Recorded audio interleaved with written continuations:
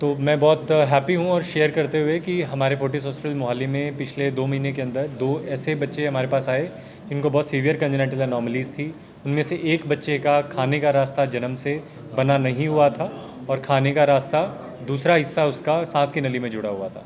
तो ऐसे बच्चे को हमने एक दिन पे सर्जरी करके उसकी ये जो दिक्कत थी उसको ठीक किया और बच्चा आज बिल्कुल स्वस्थ है, अपने घर में अपने माँ बाप के साथ है। सेकंड केस था हमारे पास जिस बच्चे का पैदा होने के लगभग 2 से 3 महीने के अंदर ही लिवर फेल होना शुरू हो गया था, बिकॉज उसकी जो लिवर की नलियाँ थी वो सिकुड़ रही थी। तो ऐसे बच्चे को भी एक मेजर सर्जरी करनी पड़ती है, जिसके बाद में हम उसका लिवर का जो बाइल फ्लो है वो रिस्टोर कर देते हैं और उसके बाद में उसका जो नॉर्मल खाना पीना है उसका जो वो शुरू हो जाता है और लिवर फेलियर उसका रुक जाता है। तो आई एम रियली ग्लैड कि इन दोनों बच्चों को हम बचा पाए और टाइमली हम डायग्नोज कर पाए। तो मैं यही चीज़ स्ट्रेस करना चाहूँगा कि इनके अंदर सबसे इम्पॉर्टेंट है टाइमली डायग्नोसिस, कि सही टाइम पे डायग्नोज हो जाएं और सही जगह पर पहुँच जाएं ताकि इलाज उनका हम दे पाएँ और बच्चे एक नॉर्मल लाइफ लीड कर पाएँ।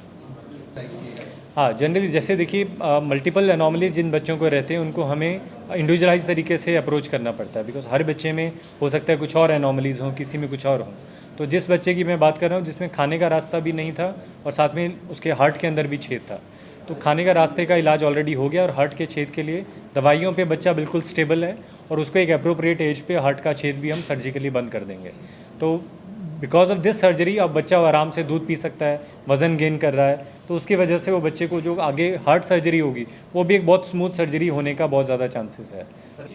हाँ जी, तो सबसे इम्पॉर्टेंट इसके अंदर first is diagnosis right time पे होना। सेकंड इज़ कि हम उसको जब सर्जरी करते हैं हमारे बहुत सारे प्रोटोकॉल्स रहते हैं कि ऐसे सिक बच्चों को कैसे हमने केयर करना है, राइट फ्रॉम कि उनका टेम्परेचर सही मेंटेन हो, उनको इन्फेक्शन ना हो, उनको जो हमारा नर्सरी के अंदर ऑपरेशन के बाद में केयर होती है वो एक बहुत मेटिकुलस और बहुत ध्यान से हमको उनको केयर करना पड़ता है। अदरवाइज़ ये बच्चे सर्जरी भी कभी कभी सर्वाइव नहीं करते या सर्वाइव करते हैं तो उसके बाद में आगे सर्जरी के बाद गुजर जाते हैं।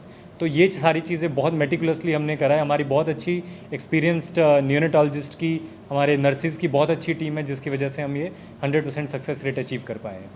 ऑब्जर्वेशन ड्यूरेशन कितना रहता है सर? जनरली इन बच्चों में हम लगभग 15 से 20 दिन हमें अस्पताल में रखना पड़ता है, उसके बाद में हम उनको डिस्चार्ज कर देते हैं और उसके बाद में लगभग 3 से 4 महीने या कुछ केसेस के अंदर 1 साल तक हमें उनको फॉलोअप में, रेगुलर फॉलोअप में रखना पड़ता है। सर ऐसे बच्चों को फ्यूचर में क्या प्रिकॉशन लेनी पड़ती है? वो हर केस के हिसाब से इंडिविजुअलाइज्ड रहती है। मोस्ट ऑफ द केसेस को जनरली 1 साल की एज के बाद में कुछ भी प्रिकॉशन नहीं लेना पड़ता है, बट 1 साल तक कुछ खाने पीने का परहेज़, उनको फीडिंग किस तरीके से करना है, चॉइस ऑफ फूड, कुछ मेडिकेशंस चलाते हैं और कुछ रेगुलर फॉलोअप चाहिए होते हैं।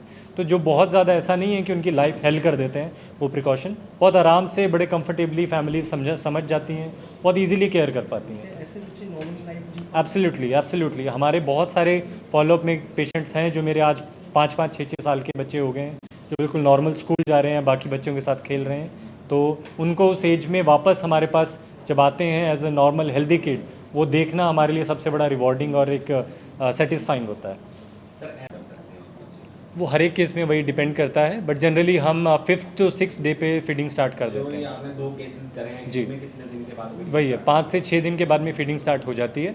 उससे पहले जो 5 से 6 दिन होते हैं उसके अंदर ताकि बच्चे को कुछ न्यूट्रिशनली कमी ना आए, तो उसके लिए एक TPN चीज़ होती है जिसके अंदर सारी चीज़ें हम बच्चे को IV लाइन से प्रोवाइड करते हैं। तो वो भी एक बड़े स्टराइल तरीके से देना पड़ता है, उस तरीके की सारी सुविधा हमारे हॉस्पिटल में अवेलेबल है। मदर के लिए जनरली सिर्फ यही होता है कि जो मदर फीड बच्चा, बिकॉज जैसे ही फीडिंग शुरू होती है वी ऑलवेज़ मेक श्योर कि मदर फीड उसको प्रेफरेबली मिले। तो मदर को अच्छा न्यूट्रिशन, अच्छा अपना लाइफस्टाइल, अच्छा स्लीप, हम उनको ये अच्छा रेस्ट लें, बिकॉज ऐसे बच्चों की मदर के साथ जनरली ये प्रॉब्लम होता है कि they are so tireless all the time taking care of the kid, कि उसकी वजह से उनकी खुद की हेल्थ ख़राब हो जाती है, जिससे उनकी मिल्क प्रोडक्शन पे असर पड़ता है और अल्टीमेटली बच्चा सफ़र करता है। तो हम हमेशा ये कोशिश करते हैं, ये सलाह देते हैं कि बच्चों की, ऐसे बच्चों की एक अच्छी सपोर्ट सिस्टम होना चाहिए फैमिली के अंदर। नहीं है तो उनको हेल्प हमेशा मांगनी चाहिए, या तो हेल्थ केयर प्रोफेशनल को हायर करना चाहिए या फिर अपनी फैमिली में एक अच्छा हेल्थ सिस्टम, उनको हेल्प सिस्टम बनाना चाहिए, तो जिससे ताकि मदर को हेल्प मिले और रेस्ट कर पाएँ, अच्छा मिल्क प्रोडक्शन हो ताकि बच्चे ठीक रह पाएँ।